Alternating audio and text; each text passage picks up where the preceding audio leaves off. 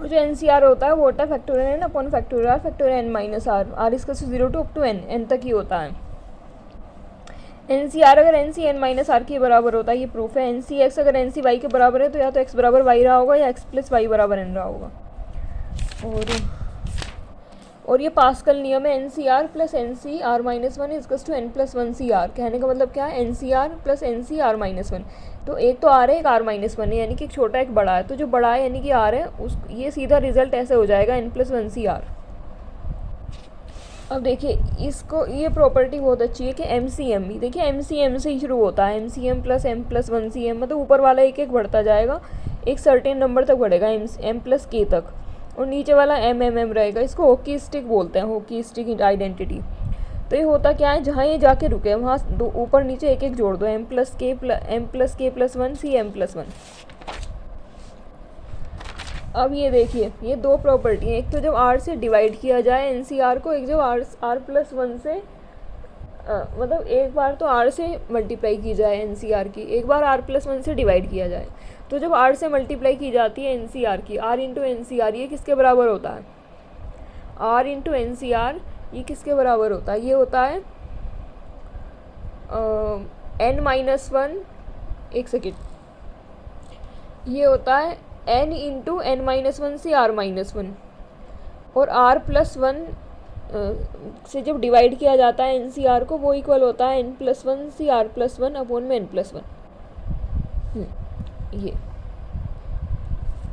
दोबारा रिपीट कर देती हूँ, अगर मेरे पास NCR क्वांटिटी है उसको मैंने R से मल्टीप्लाई किया तो वो किसके बराबर होता है, n फिर ब्रैकेट में n माइनस वन सी R माइनस वन, और अगर मैंने NCR को R प्लस वन से डिवाइड किया वो किसके बराबर होता है, n प्लस वन सी R प्लस वन अपॉन में n प्लस वन।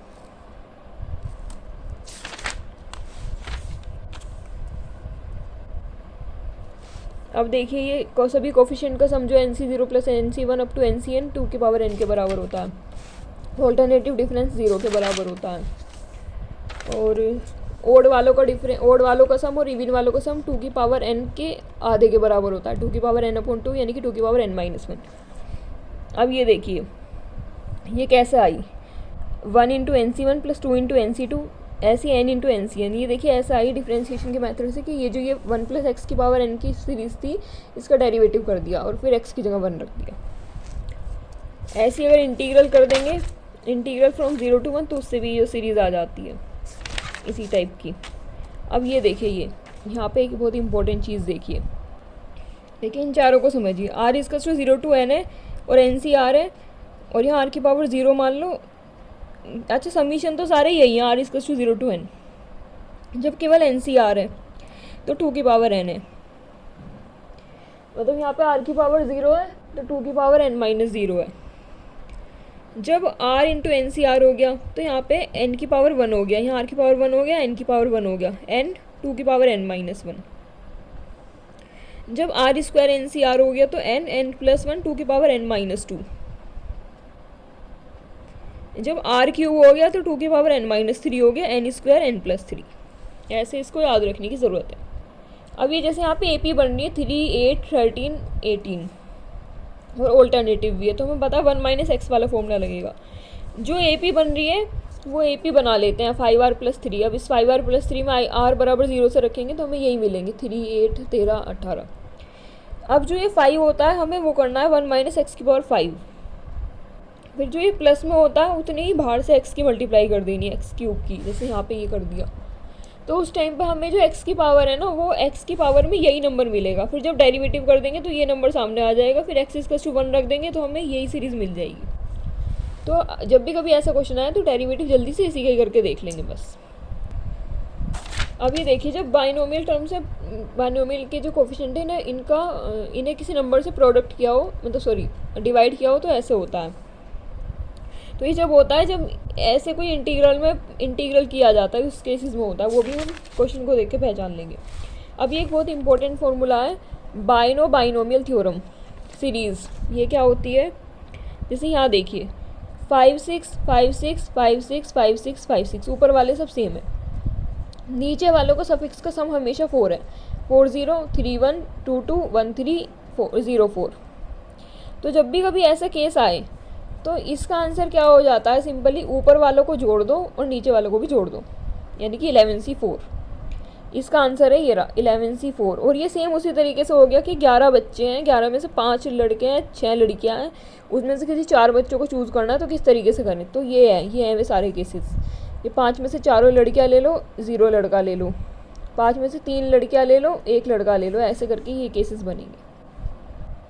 और देखिए जब भी बाइनोमियल कोफिशिएंट का स्क्वायर या कुछ हो रहा हो, डैट मीन्स दो एक्सपेंशन की मल्टीप्लाई हुई है, उसका मतलब है 2 एक्सपेंशन की मल्टीप्लाई हुई है। तो क्या करा इन्होंने, पहले तो इसको ऐसे लिखा, फिर एक टर्म को इन्होंने ऐसे लिख लिया इस वाले रूल से, और फिर इसमें बाइनोमियल लगा लिया। तो ऐसे क्वेश्चंस को हम ईजिली कर सकते हैं टैकल।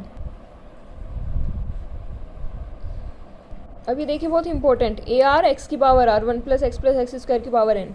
तो इसमें क्या होगा, इसमें जैसे अगर ए आर तो a to n minus r के बराबर होता है, हमें पता है एन सी आर जो n c n minus r के बराबर होता है, उससे हो गया। अब ये देखिए सबका सम करने के लिए हमने क्या किया, x की जगह 1 रख दिया, तो ये आ गया।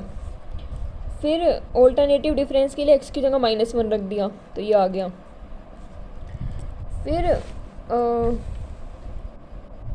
एक सेकेंड, क्योंकि यहाँ पे ये 2n है, मतलब यहाँ पे टोटल टर्म जो है ना, टोटल टर्म कितनी आएंगी यहाँ पे टोटल टर्म 2n आएंगी, क्योंकि x की हाईएस्ट पावर 2n होगी, इसलिए बाकी और टर्म छोटी रहेंगी, लेकिन सारी टर्म जाएंगी, क्योंकि 1 + x + x² है, बीच की सारी टर्म आ जाएंगी।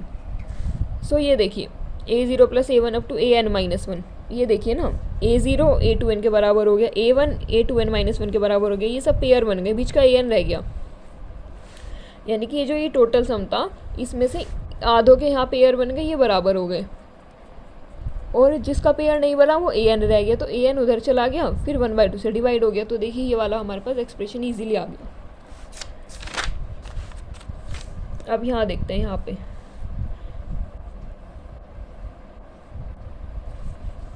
जो कि a0 a2n बराबर ही होते हैं, a1 a2n-1 बराबर होते हैं।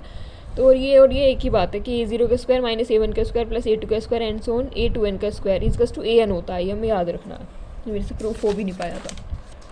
और एक हमें याद रखना है a0 + a2 + a4, मतलब इवन वालों का जो है ना, वो 3 की पावर n+1/2 के बराबर होता है, इवन वालों का, ये हमें याद रखना है, या पेपर में n बराबर समथिंग लेके भी हम देख सकते हैं। अब जैसे यहाँ पे पूछा है कि nc1 × nc(j), हमें इनका प्रोडक्ट बताना है जब i is not equal to j। तो वैसे तो हो जाएगा टोटल जो होता है ना, i = j और i is not equal to j, सबको मिला के होता है 2 की पावर 2n, क्योंकि ये आया कहाँ से है, ये देखना, ये आया वहाँ से है जब 2 एक्सपेंशन की मल्टीप्लाई होती है, 1 + x की पावर n 1 + y की पावर n, तो ये वहाँ से आया है। तो इसमें टोटल नंबर ऑफ टर्म जितने हैं, इसमें टोटल नंबर ऑफ टर्म जितने हैं, उनकी सबके हमें कोफिशिएंट्स की, क्योंकि सबके कोफिशिएंट का सम चाहिए, तो x की और y की जगह 1 रख दिया, तो यहाँ से आया 2 की पावर 2n। मतलब इन वाले, मतलब जितने भी होते हैं nc1 × nci × nc(j), इसमें i = j हो या i is not equal to j हो, सब में जो प्रोडक्ट का जो सबके सब में जो मतलब प्रोडक्ट होता है वो होता है 2 की पावर 2n। प्रोडक्ट सबके कोफिशिएंट्स का सम जो है वो 2 की पावर 2n होता है सबका। अब इसमें से हमें वो हटा देने हैं जब i = j होता है। तो अब देखते हैं i = j वाले होते क्या हैं, nc0 का स्क्वायर + nc1 का square and so on ncn का स्क्वायर। ये कब आता है, ये क्वांटिटी कब आती है, इस वाले एक्सपेंशन में। ये अगर हम इसे भी x लिख लें, 1 + x और 1 + x की पावर n लिख लें, तो x की पावर 2n या फिर x की पावर n × y की पावर n, अगर ये y लिखा है तो उस टाइम पे आता है हमारे पास ये वाली क्वांटिटी। तो क्योंकि ये x की पावर 2n के कोफिशिएंट में x की पावर एक सेकेंड रुकने की ज़रूरत है, x की पावर n का कोफिशिएंट होता है in the expansion of 1 + x की पावर 2n। मैं लिखती हूँ ध्यान से, मैंने लिख दिया यहाँ पे कि एक्सपेंशन ऑफ 1 + x की पावर 2n में x की पावर n का कोफिशिएंट होता है, तो ये होता है 2ncn। जब ये 2ncn होता है तो इसकी वैल्यू तो होगी 2ncn। अब हमें सारे में से वो वाले हटाने थे जिसमें, सारे में से वो वाले हटाने थे जब ये इक्वल होते हैं। तो इक्वल वाला हमने क्वांटिटी अलग से कैलकुलेट की 2ncn, और सारे क्या होते हैं 2 की पावर 2n। तो 2 की पावर 2n में से जब 2ncn हटाया तो जो क्वांटिटी बची वो होती है जब i is not equal to j। अब अगर ये ऑल्टरनेटिव, ये वाली ये क्वांटिटी हमने देख ली 2ncn, अगर ये ऑल्टरनेटिव साइन आ जाए यहाँ पे तो क्या होता है, तो देखिए ऑल्टरनेटिव साइन के टाइम पे क्या होता है, nc0 का स्क्वायर -nc1 का स्क्वायर + nc2 का square and so on. Alternative sign में 0 हो जाता है जब n ओड हो। अच्छा n ओड हो तो वही हो जाएगा ना, एक तो NC0 था, NC ये इसके बराबर हो जाएगा, ये इसके बराबर, आधे आधे बढ़ जाते हैं, सब आपस में बराबर हो जाते हैं तो 0 आ जाता है। और जब n इवन हो तो ये याद रखने की ज़रूरत है, n इवन हो तो जब n इवन होता है तो उस केस में -1 की पावर n/2 और NC n/2 का स्क्वायर। अब ये जो ट्राइनोमियल होता है x + y + z की पावर n, इसका nth टर्म क्या होता है इन जनरल? फैक्टोरियल n, मतलब x की पावर अल्फा, y की पावर बीटा, z की पावर गामा। तो ये अलग अलग अपॉन में factorial alpha, factorial beta, factorial gamma, alpha plus beta के प्लस गामा n के बराबर होता है बस। और नंबर ऑफ़ टर्म्स क्या हो जाती हैं? अगर ये तीनों LI हैं तो नंबर ऑफ़ टर्म्स हो जाती हैं, इसे तो R मानते हैं, जैसे R यहाँ पे 1 2 3, R यहाँ पे 3 है, तो टोटल नंबर ऑफ़ टर्म क्या होती है? n + r-1 CR-1। अब यहाँ पे बाइनोमियल है, जब n जो है रैशनल होता है, इंटीजर नहीं होता। जब n रैशनल होता है तो क्या होता है? 1 + nx + nn-1 upon factorial 2x² + nn-1 n-2 upon factorial 3x³ ऐसे हो जाता है। अब देखिए, अगर यहाँ पे या फिर नेगेटिव इंटीजर हो तब भी यही वाला फॉर्मूला लगता है। यहाँ पे हाँ, modulus of x strictly less than 1 होना चाहिए, ये बात है यहाँ पे। अब देखिए 1 - x की पावर -n, इसका फॉर्मूला कैसे होता है? 1 + nx + nn+1 upon factorial 2x² + nn+1 n+2 upon factorial 3 upon factorial 3 into x³, ऐसे होता है ये फॉर्मूला। तो क्या बात है, यहाँ पे तो ये -1 होता है, वहाँ पे ये +1 हो जाते हैं। यहाँ 1 + x की पावर n है, यहाँ दोनों जगह माइनस माइनस लग जाते हैं, तो ये हो जाता है। तो इसका अब देखिए n+1 ऐसे होता जा रहा है। इन जनरल टर्म क्या होती है? n + r-1, n + r-1 CR ये इंटू x की पावर r, ये होती है जनरल टर्म। अब ये देखिए यहाँ पे देखिए कि अगर अभी तो था 1 - x की पावर -n, अगर यहाँ पे हो, अच्छा तो सब प्लस के रहेंगे, सब कुछ प्लस का रहेगा। अगर यहाँ पे हो 1 + x की पावर -n, तो x की जगह -x पुट कर दिया पीछे वाले में, तो वही आ गया n + r-1 CR। यही बात है बस। वही इतने में ही बाइनोमियल ऑलमोस्ट ख़त्म ही है, और इसके अलावा मैंने क्वेश्चन किए हैं, वो वीडियो अलग से बना दूँगी।